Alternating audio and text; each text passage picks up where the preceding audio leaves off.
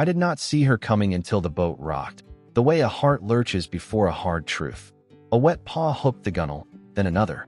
A lynx, soaked to the bone, pushed up from the dark water with a small gray lump gripped in her jaws. The cub twitched once. The mother fixed me with eyes the color of old pennies. I froze, net in my hands, knuckles white. "Easy," I said, though I was talking to myself more than to her. The lake was open around us, quiet except for the slap of waves against cedar planks and the rasp of her breath. She raised one paw and rapped it against the boat again, a dull wooden thud that went straight through my ribs. I slid the net under her chest. She did not swipe, though the claws flexed like small knives. My hands shook so much the hoop clattered against the rail. I lifted and the boat listed. Cold water ran back from her fur in rivulets. The cub hung limp, but there was a small sound, a thin squeak like a leaky valve. Alive. The mother climbed with a clumsy, stubborn dignity, hind legs churning, tail plastered to her flank. She sprawled half in and half out, forepaws hooked over the side, the cub pinned against her throat. I could smell river mud, fish, and something like pennies again, that sharp iron scent that means life right on its edge. I eased the motor to idle and reached for the spare tarp I kept under the seat. "Easy girl," I said. "You made it." She answered with a rasp that was not a growl, more a cough. Her ears flicked, and for a heartbeat I saw the kitten's muzzle. Its eyes were shut, whiskers stuck to its face. I laid the tarp over the bow and coaxed her onto it with small shoves of the net. She tolerated me because there was no other choice.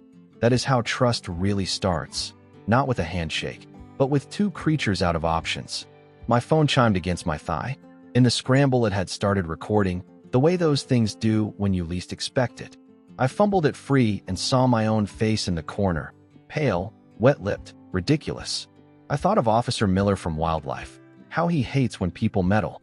I kept the video rolling anyway. If this went bad, I would need proof that I had tried to do it right. Wind ruffled the surface. Clouds stacked beyond the far ridge like slow ships. I steered toward the east shore where the tamaracks formed a gold fringe and the bank flattened into a quiet bed of reeds. The engine hummed, steady and low. The mother lynx tucked her cub tight and watched me without blinking. If she had chosen that moment to stand, I would have no face left. She did not. She was not interested in me. She was interested in not dying. Halfway in, the motor coughed and settled.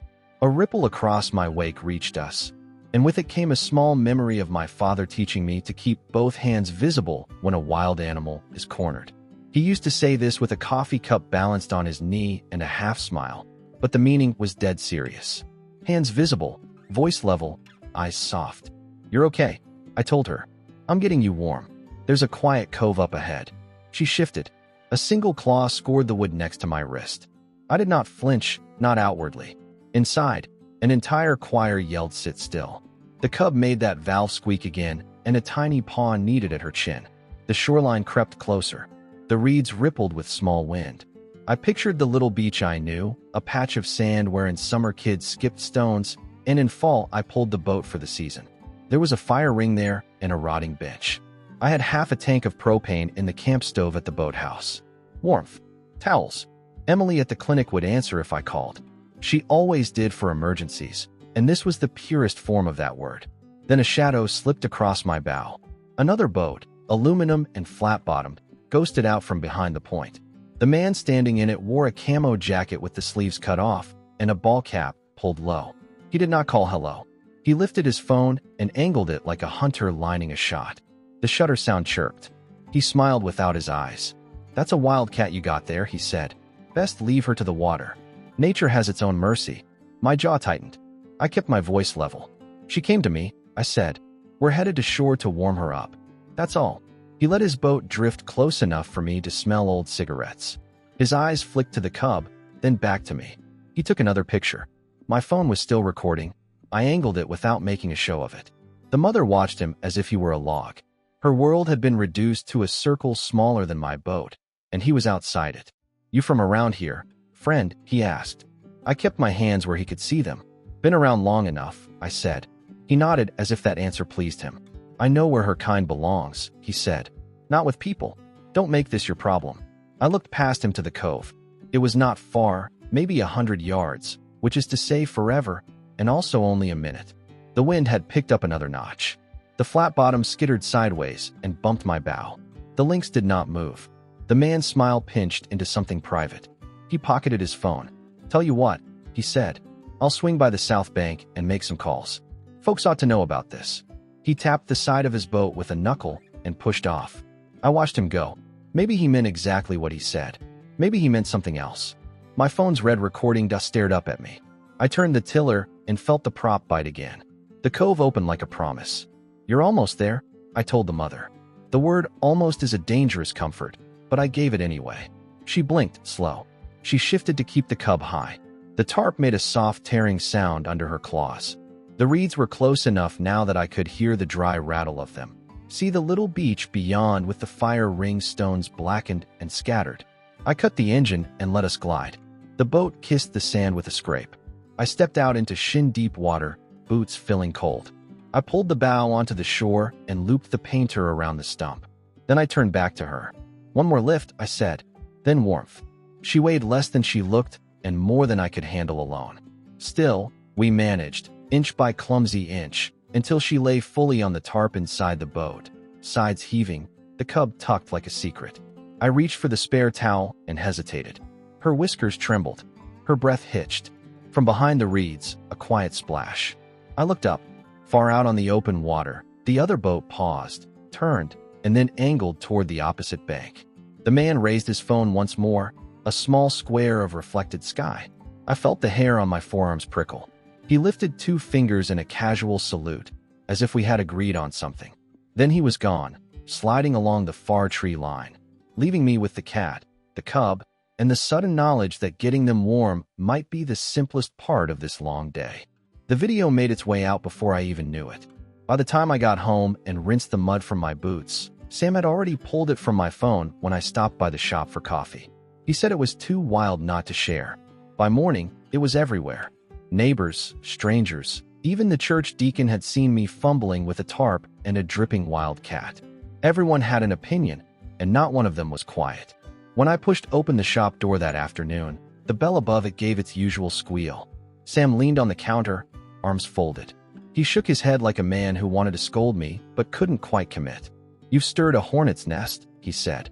"Folks say Cole's been bragging already. Claims he knows where that lynx den is, and he's got the proof to show." I swallowed the sour taste in my throat. Cole had been trouble since we were kids. He collected stories the way others collected stamps, but his trophies always bled. Sam wiped his hands on a rag and slid me a coffee. "I didn't put that video out," I told him. "Doesn't matter," Sam said. "It's out now, and you need to watch your back." He hunts for the thrill, not for food.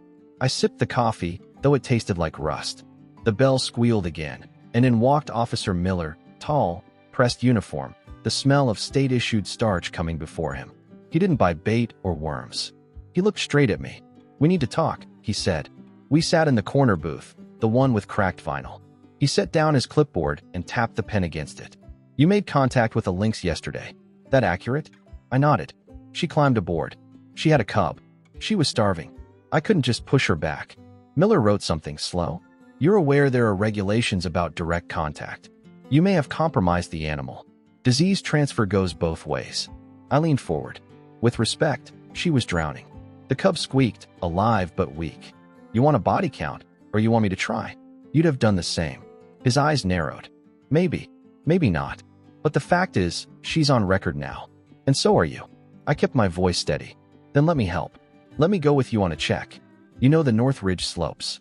You know I can read the signs. I'll keep my distance. Just let me make sure they're alive." He didn't answer right away. The shop hummed with the soda cooler. Sam fiddled with his register drawer. Finally, Miller said, "I'll think on it. But no more stunts. If you see her again, you call me first." That night, I couldn't shake the weight in my chest. The house felt too small, the walls close. I paced past the window again and again. The video kept replaying in my head, my shaking hands, the man in the other boat raising his phone, that smirk like he knew the ending already. Sometime past midnight, when the crickets had settled into their chorus, there came a sound sharp enough to cut the dark. A metallic ping, just under the window. I froze. My breath stuck. Then I heard it again, rolling slightly on the porch wood. I eased the curtain back with one finger. Moonlight silvered the yard. Nothing moved. But on the boards below the sill lay a brass casing, still warm enough to gleam. Not fired here, just left, like a calling card. My mouth went dry. Someone wanted me to know he'd been close. Close enough to leave a message without a word. I shut the curtain, heart punching against my ribs, and felt the truth crawl over me. Saving that lynx had tied me to her now, for better or worse. And someone out there didn't mean for the story to end kindly. By morning, Miller had made his decision. He knocked on my door with the kind of authority that didn't need words, and behind him stood Emily, her vet's bag slung over one shoulder. We loaded into his truck without ceremony. The storm clouds were already stacked low over the hills, a warning we chose to ignore. The launch ramp smelled of wet cedar and gasoline. I helped shove the boat off. Miller at the tiller, Emily crouched with her gear. The air was close, charged. Every ripple on the water looked sharper than it should have been. None of us spoke until we cleared the first point and the trees opened to a wide span of lake. Emily finally broke the silence. If the mother's still moving, she'll be looking for shelter near reeds or low ground. She can't climb far with a weak cub. Miller nodded. We'll check the inlets. Keep your eyes sharp. I leaned on the gunwale, scanning for anything out of place. My heart kept thumping faster than the engine.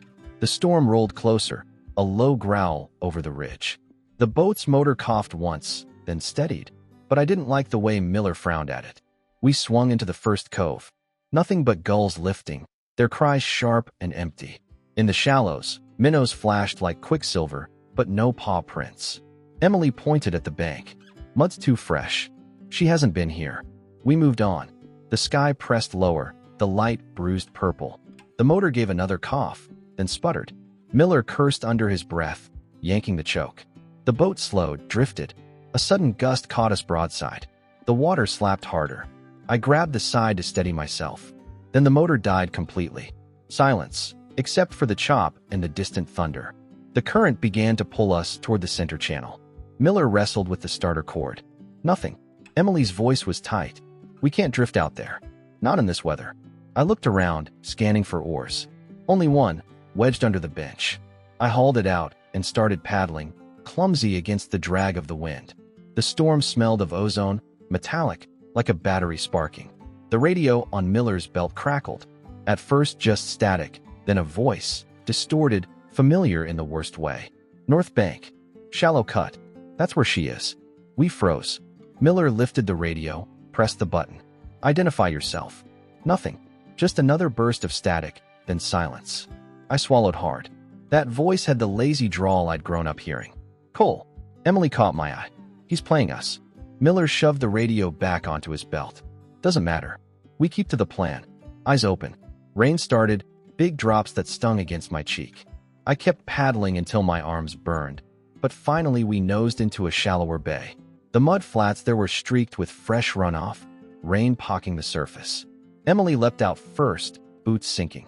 She knelt and brushed her hand across the ground. Tracks, she said. 2 sets. One big, one small. I slid into the water beside her. The prints led up toward a stand of birch. My pulse kicked higher. The edges were soft, fresh.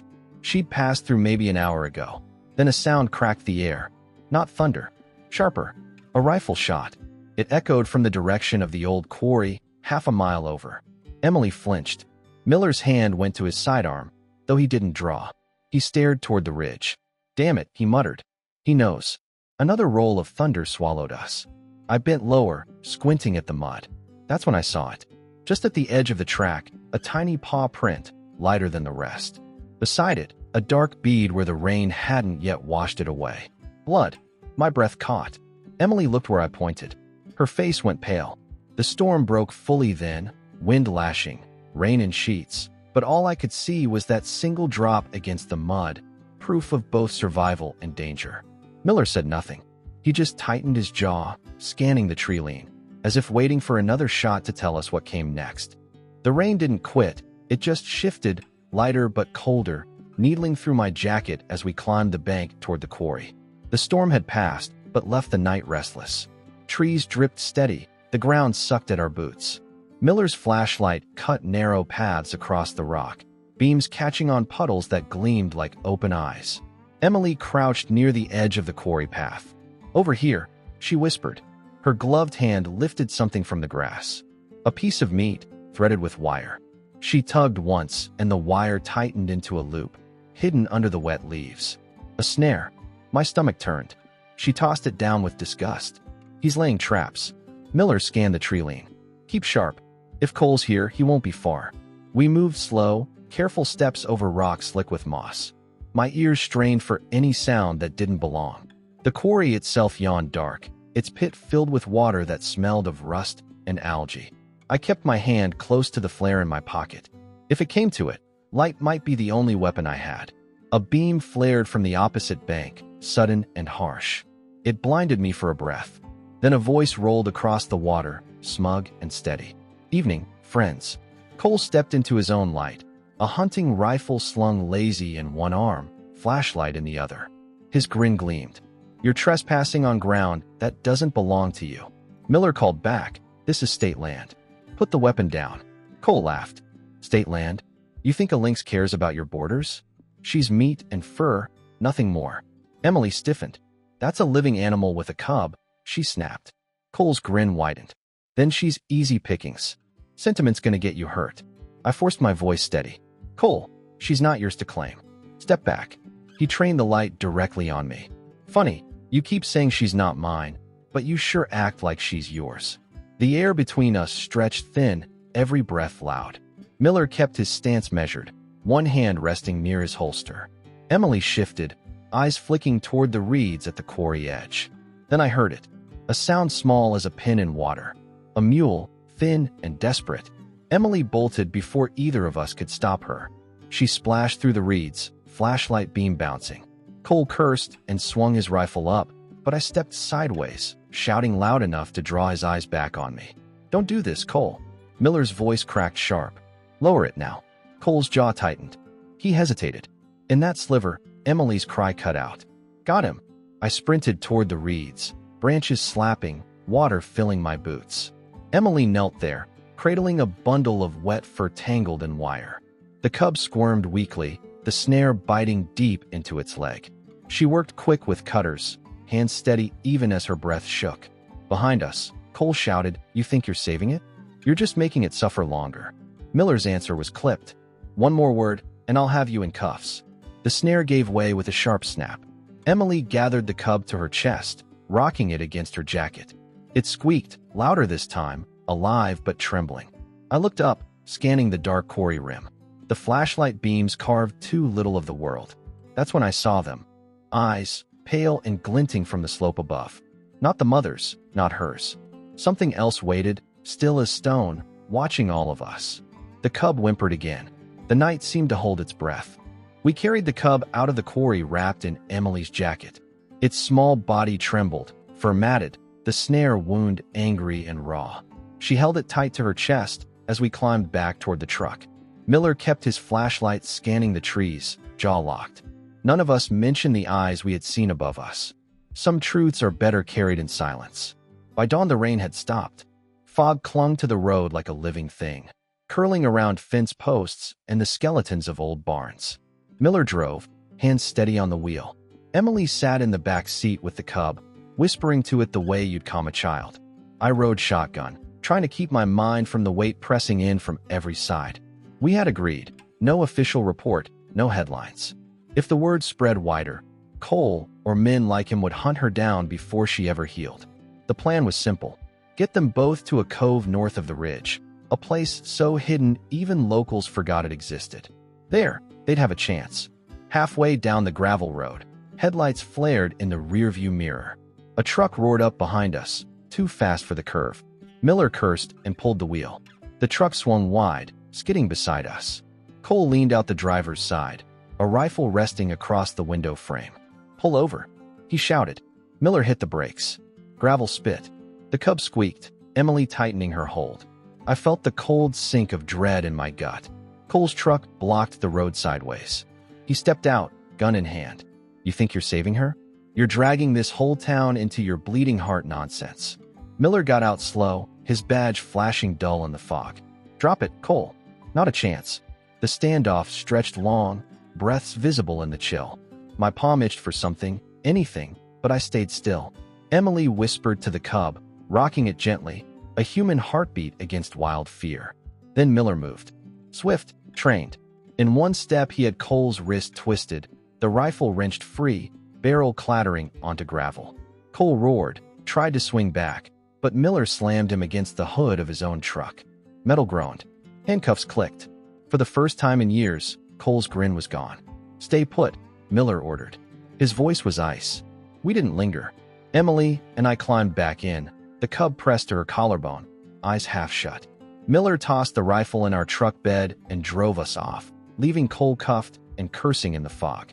The hidden cove was everything I remembered. Steep banks, overgrown pines leaning over dark water, silence broken only by loons.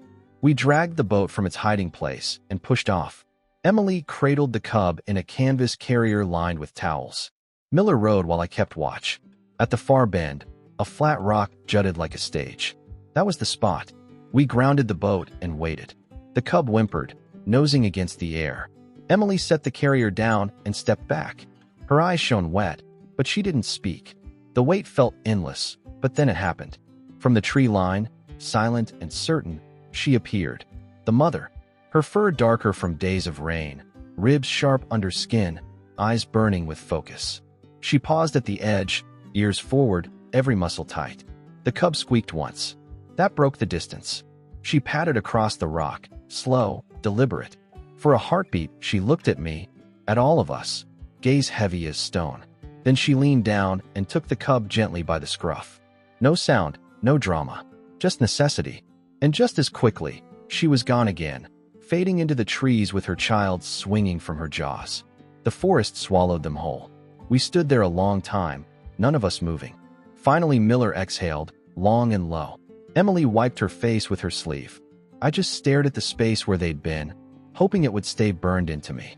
A week later, Sunday morning, I sat in the back pew of the church. Sam slid in beside me, smelling of coffee and cedar shavings. "Heard you've been quiet," he said. I shrugged. "Not much to say." He studied me a moment. "Some things aren't ours to hold on to," he said. "You did what you could. That's enough." The choir started. My eyes drifted to the window, where the tree line blurred in the distance. And though no one else seemed to notice, I swore I caught a flicker of movement. Two shapes slipping through the early light. A mother and her cub, alive. Or maybe just memory, maybe just hope. But for once, hope felt like it could be real.